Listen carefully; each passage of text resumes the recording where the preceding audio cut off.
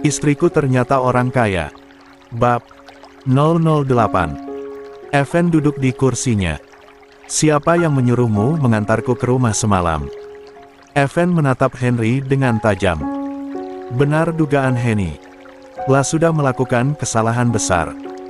Maafkan saya tuan. Henry menundukkan kepala. Brak. Evan menggebrak meja dengan keras. Kerjakan semua proposal untuk meeting besok. Siang ini harus siap. Tender proyek besok ada di tanganmu, jangan sampai kalah. Keluar dari ruanganku sekarang. Tanpa banyak bertanya lagi, Henry langsung mengambil beberapa proposal pekerjaannya lalu membawanya keluar setelah pamitan pada Evan. Evan menatap meja kerjanya, mengambil sebuah figura yang dibiarkan jatuh. Pria itu menatap foto seorang gadis cantik dengan senyum manis. Jari-jarinya yang panjang membelai wajah di foto tersebut. Evan meletakkan kembali figura tersebut di atas mejanya, menghadap jendela ruangan membelakangi arah pintu. Yasmin, aku tidak menyangka kalau produk YK langsung membeludak pesanan dalam semalam. Renal menunjukkan data pemesanan yang baru ia periksa. Yasmin menoleh dan tersenyum. Akhirnya mimpinya memiliki brand kosmetik dan skincare terkenal tercapai juga. Ini semua juga berkat kerjasama kita, Renal. Kau sudah banyak membantuku. Jawab Yasmin. Kalau begitu, bonusku bulan ini berarti bertambah. Celetuk Renal dengan bercanda. Yasmin menggeleng-gelengkan kepala. Lam meraih ponsel di meja kerjanya, lalu membuka aplikasi M-Banking. Done. Ting. Renal segera mengecek ponselnya begitu mendengar notifikasi penting. 3 miliar.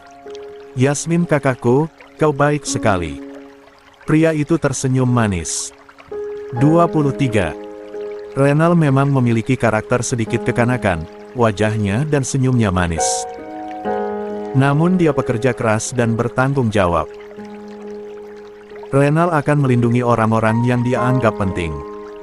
Jangan banyak tersenyum. Kau bisa membuatku jatuh cinta. Sahut Yasmin bercanda. Kalau kau jatuh cinta padaku, bagaimana dengan pria itu? Yasmin langsung melotot. Renal mengatupkan tangannya. Alex masuk ke ruangan Yasmin. Pria itu sengaja datang ke YK Store untuk mengunjungi putrinya, sekaligus mengurus pekerjaan. Yasmin. Renal dan Yasmin langsung menoleh. Ayah, kau datang kemari. Aku baru akan ke perusahaan Kyler. Ucap Yasmin. Tidak perlu nak. Ayah sudah membawakan beberapa pekerjaan penting untukmu. Besok ada tender proyek besar dari luar negeri. Ayah inginkanmu yang menanganinya. Ucap Alex. Yasmin menganggukkan kepala. Sekarang ia memiliki tanggung jawab besar, menjadi orang yang sibuk. Terima kasih. Yasmin akan berusaha semaksimal mungkin. Jawab Yasmin. Alex sudah sangat percaya pada putrinya. Hanya saja ia belum bisa sepenuhnya menyerahkan grup Kyler, karena ia tahu Yasmin memiliki banyak mimpi yang belum tercapai. Alex ingin semua keinginan Yasmin terpenuhi, sampai Yasmin benar-benar siap menjadi penggantinya.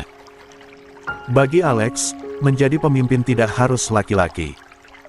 Anak laki-laki dan perempuan sama-sama bisa diandalkan, asalkan mereka pintar dan memiliki skill. Kalau begitu, ayah pergi. Jaga diri kamu baik-baik nak.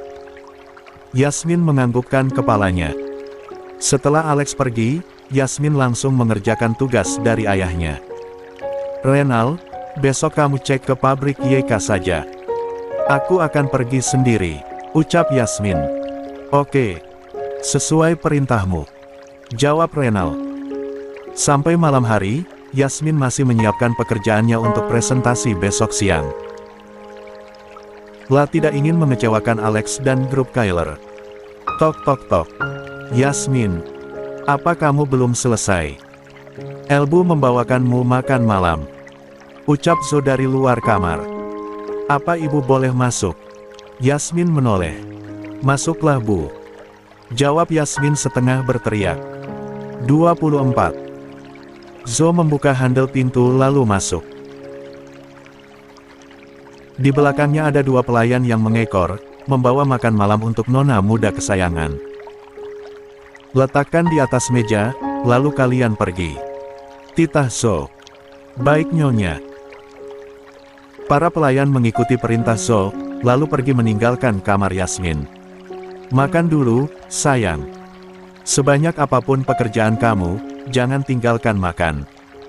Ucap Zo sembari menutup berkas-berkas berserakan di atas ranjang Yasmin. Yasmin mengangguk. Pekerjaannya sudah selesai, laptopnya ditutup lalu ia membantu Zo membersihkan ranjang. Yasmin akhirnya sampai di restoran yang akan digunakan untuk meeting. Aku Yasmin Kailer. Nona silahkan masuk. Mari saya antar ke private room. Jawab seorang manajer restoran. Yasmin mengikuti langkah manajer restoran tersebut sampai ke ruangan privat. Yasmin tidak sendiri, dia ditemani oleh Semi, asisten pribadi Alex. Pria yang usianya hampir 40 tahun. Yasmin dan Semi masuk ke dalam ruangan. Begitu masuk ke dalam, ada beberapa klien yang sudah menunggu, termasuk pemilik tender besar dari luar negeri. Maaf, saya terlambat. Yasmin minta maaf dengan sopan. Kamu putrinya Alexander Kailer? Tanya seorang pria tua. Yasmin tersenyum dan menganggukkan kepala. Di detik berikutnya, senyum Yasmin luntur begitu kornea hazelnya melihat wajah seorang pria yang tidak asing. 25. Yasmin tersenyum dan menganggukkan kepala. Di detik berikutnya, senyum Yasmin luntur begitu kornea hazelnya melihat wajah seorang pria yang tidak asing. Evan. Pria tersebut menatap Yasmin dengan diam. Meskipun Evan kaget dengan kedatangan Yasmin, tapi Evan tetap menunjukkan wajah dinginnya. Yasmin dan Semi duduk di kursi yang kosong. Sialnya, kursi yang kosong tepat berada di samping Evan. Semi sudah duduk, terpaksa Yasmin menarik kursi di sebelah mantan suaminya lalu duduk di sana. Evan sama sekali tidak melirik Yasmin, seolah mereka sama sekali tidak saling mengenal. Yasmin menarik nafasnya perlahan dan membuangnya. Nona Kailer, apa kita sudah bisa mulai? Yasmin tersenyum dan menganggukkan kepala. Beberapa klien yang mengincar tender yang sama mulai presentasi bergilir. Yasmin tidak menyangka kalau lawannya sepadan, sama-sama kuat dan ahli di bidangnya. Bagaimana kalau ia tidak berhasil memenangkan tender bernilai tinggi itu? Apalagi melihat Evan berdiri sembari menjelaskan presentasinya. Yasmin pernah menjadi sekretaris Evan, ia tahu kemampuan Evan tidak bisa diragukan. Evan kembali duduk, terakhir tinggal grup Kailer. Yasmin berdiri, ia meyakinkan dirinya sendiri. Apapun hasilnya, ia harus berusaha sebaik mungkin. Kevin, kenapa kamu tidak memberikanku pekerjaan? Kenapa kamu melempar pemeran utama itu pada aktris lain? Sofia marah. Kevin duduk dengan santai. Sofia, harus kamu tahu, aku tidak bisa memutuskan siapa pemeran utamanya. Aku sudah berusaha, tapi banyak sutradara yang tidak mau menerimamu menjadi pemeran utamanya. Kamu sudah mencoreng nama besarmu sendiri di acara grup Kailer. Balas Kevin dengan santai. Sebagai manajer artis, Kevin sudah berusaha melakukan yang terbaik untuk aktris-aktrisnya, termasuk Sofia. Tapi Sofia yang keras kepala, Sofia selalu bertindak gegabah dan sen maunya sendiri. Asal Sofia tahu, dia bisa menjadi pemeran utama karena Kevin merayu sutradara untuk memberikan Sofia kesempatan. Dari dulu, Sofia sudah terkenal sebagai aktris yang sombong. Saat menjadi pemeran utama di sebuah film, namanya tiba-tiba naik daun, namun sifatnya pun berubah. Kalau kamu mau, aku punya pekerjaan untukmu, tapi sebagai peran figuran. Sahut Kevin lagi. Peran figuran. Sofia mengerutkan keningnya. Wanita itu menggelengkan kepala. Aku tidak mau. Aku hanya mau. 26. Menjadi pemeran utama. Kevin kesal. Dia meletakkan majalah yang dibaca di atas meja. Kalau kamu tidak mau, maka silakan libur sampai ada peran yang sesuai kau inginkan, Nona Sofia. Jangan membuatku pusing dengan masalahmu, aku memiliki banyak pekerjaan selain mengurusi karirmu. Balas Kevin dengan kesal. Pria itu lalu melangkah pergi meninggalkan ruangannya. Sofia menatap kepergian Kevin tak kalah kesal. Lah sungguh kesal pada Kevin, Yasmin, dan Evan. Karena Yasmin, sekarang ia tidak memiliki pekerjaan. Karena Yasmin memutuskan kontrak mereka secara sepihak. Dan karena acara yang Yasmin buat semalam, menghancurkan namanya. Sofia dianggap menyebarkan berita hoaks di media, tentang seorang pengusaha besar Alexander Kyler menjalin hubungan gelap dengan putrinya. Yasmin, kau sudah menghancurkan karirku. Sofia menggebrak meja dengan keras. 2.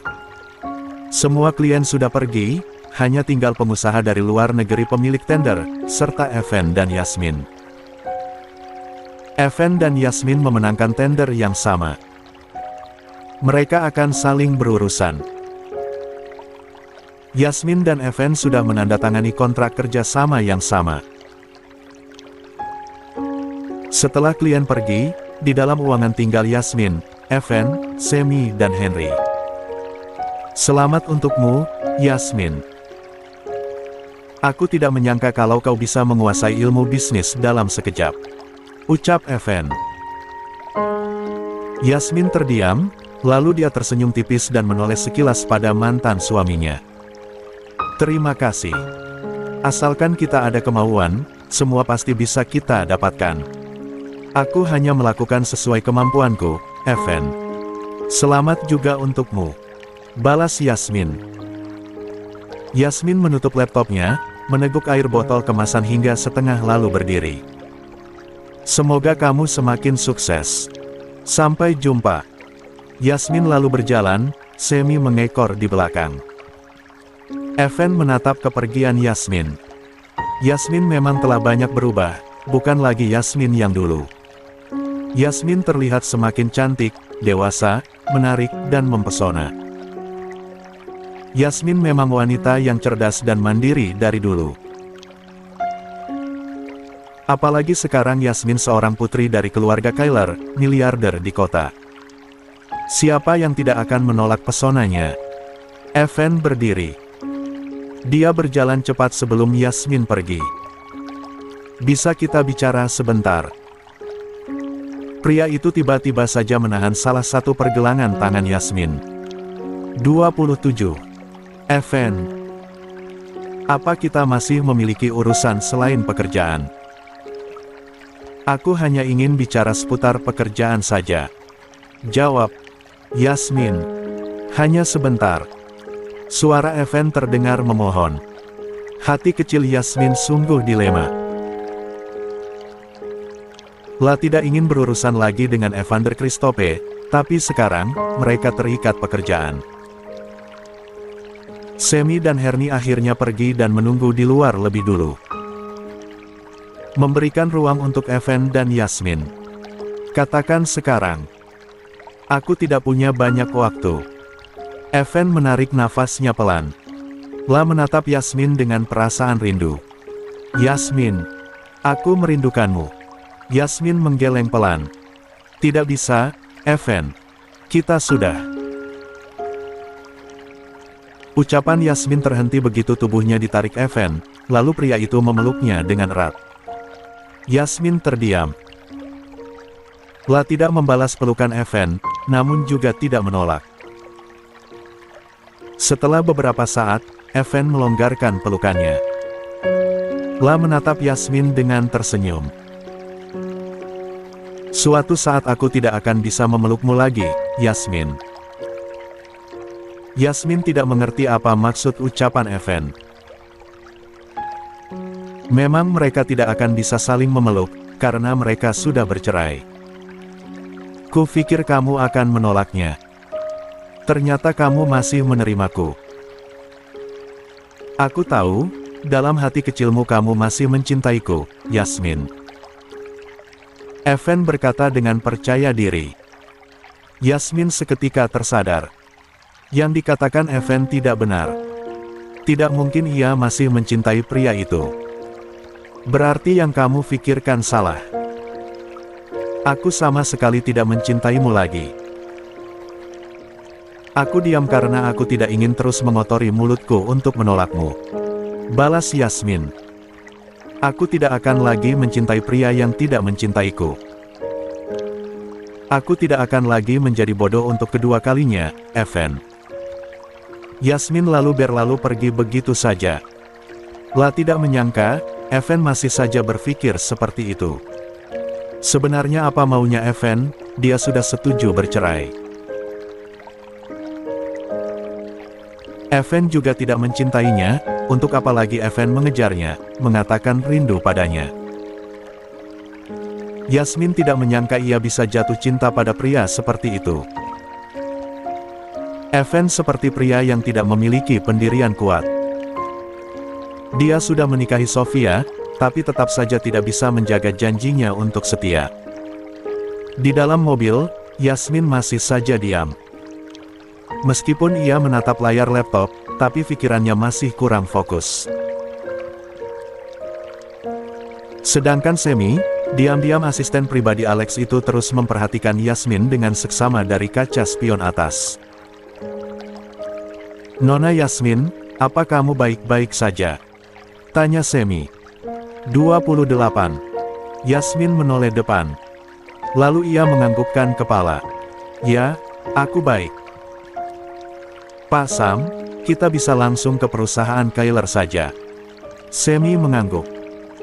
Pria itu ingin berkata sesuatu, namun ragu. Nona Yasmin. Kalau boleh, jangan memanggil saya Pak. Saya belum setua itu. Panggil saja saya Sam. 29. Nona Yasmin.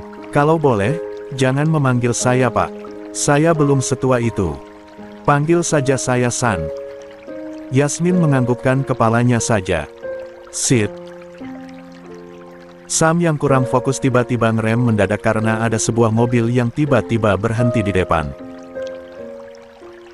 Untung saja Yasmin dengan cepat berpegangan pada kursi depannya. Kalau tidak sudah pasti ia tersungkur. Sam langsung menoleh ke belakang. Nona Yasmin, apa kamu baik-baik saja? Ya, aku baik-baik saja. Ada apa? Sam kembali menoleh depan. Sepertinya ia menabrak mobil di depannya, sesosok pria di dalam mobil itu turun. Mobil di depan tiba-tiba berhenti mendadak. Biar saja cek Nona, ucap Semi. Semi lalu keluar dari mobil untuk mengecek apakah ia menabrak mobil di depannya atau tidak. Seorang pria tinggi, tampan nampak mengecek mobil bagian belakangnya yang sedikit penyok.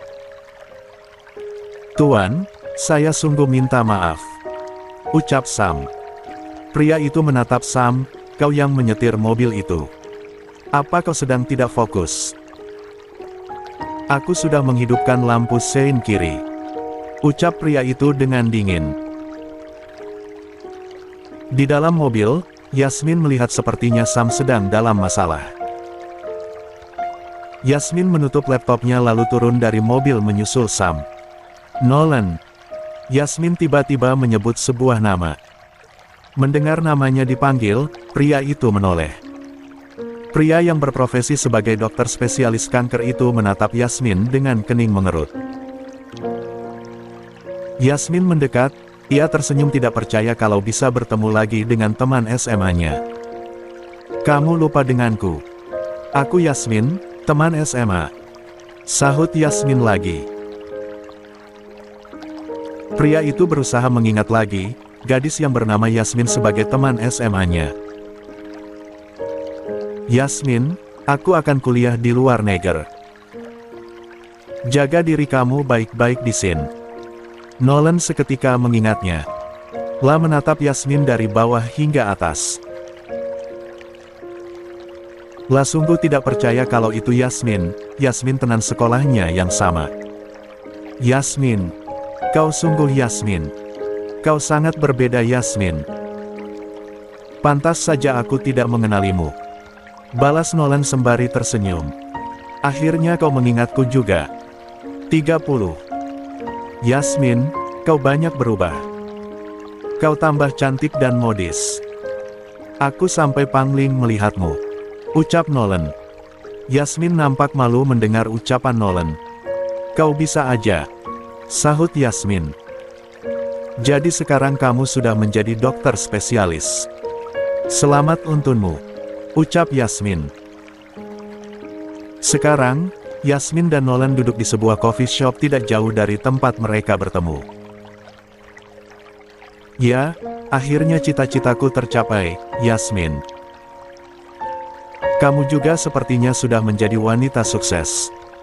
Aku senang melihatmu sekarang," balas Nolan sembari memegang cangkir kopi hitamnya. "Ceritanya panjang, Nolan. Aku bisa seperti sekarang, yang pertama karena orang tuaku." "Orang tuamu?"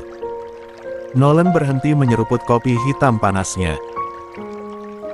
"Bukankah orang tua angkatmu sudah tiada?" Yasmin mengangguk. Dari sekolah, hanya Nolan yang mau berteman dengannya. Semua teman-teman Yasmin banyak yang tidak mau mendekati Yasmin, karena Yasmin hanyalah anak angkat, apalagi setelah orang tua angkatnya meninggal dalam kecelakaan.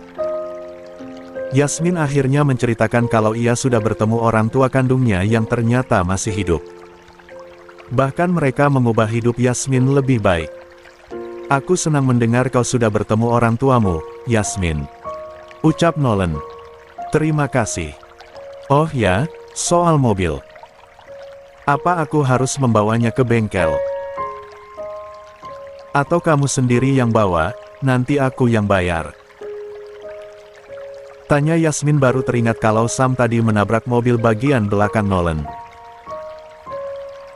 "Jangan khawatir, aku bisa memperbaikinya sendiri. Kamu tidak perlu membayarnya." Yasmin justru merasa tidak enak kalau Nolan tidak menerima bentuk tanggung jawabnya. "Nolan, aku tidak enak padamu. Aku tetap harus bertanggung jawab," balas Yasmin memohon. "Yasmin, tenang saja.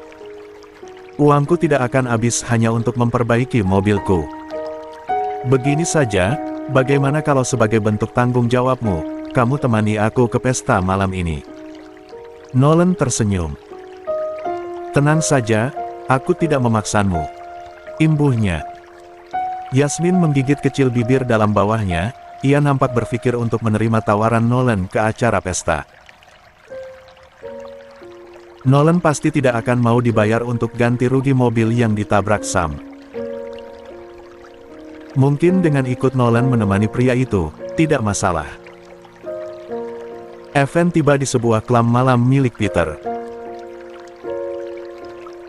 Malam ini, Peter yang baru saja bertunangan mengadakan pesta kecil-kecilan di klub malam miliknya. Peter Wilson juga mengundang banyak tamu seperti teman-temannya, sahabatnya dan beberapa kerabat. 31. Evan. Suara seorang wanita yang tiba-tiba Evan kenal terdengar setengah berteriak. Pria yang bersama Henry itu lalu menoleh. Begitu melihat sosok yang memanggilnya sesuai dengan dugaannya, Evan melanjutkan langkahnya. Tapi Sofia tentu bisa berlari lalu berjalan di samping pria itu. Sofia menahan tangan suaminya. "Evan, kenapa kamu menghindariku? Kenapa kamu tidak pulang dan katakan kalau mau datang ke pestanya Peter?" tanya Sofia. Evan melepaskan tangan Sofia. "Apa yang kau lakukan di sini, Sofia? Jangan bilang kau mengikutiku." Sofia menggeleng. "Tidak. Aku tidak mengikutimu, Evan. Kamu lupa, Peter juga temanku. Tentu saja aku diundang." Evan membuang nafasnya. Kalau tahu Sofia datang, Evan tidak akan datang meskipun acara Peter. Tapi Evan terlanjur datang, dan tidak mungkin balik lagi. Evan terdiam begitu melihat seorang gadis yang nampak cantik dan anggun dengan balutan dress hitam selutut dengan model simple.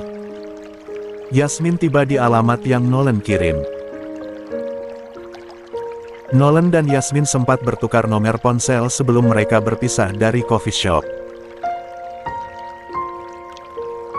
Yasmin sengaja tidak ingin dijemput Nolan, ia minta pada Nolan untuk bertemu di tempat lokasi saja. Yasmin.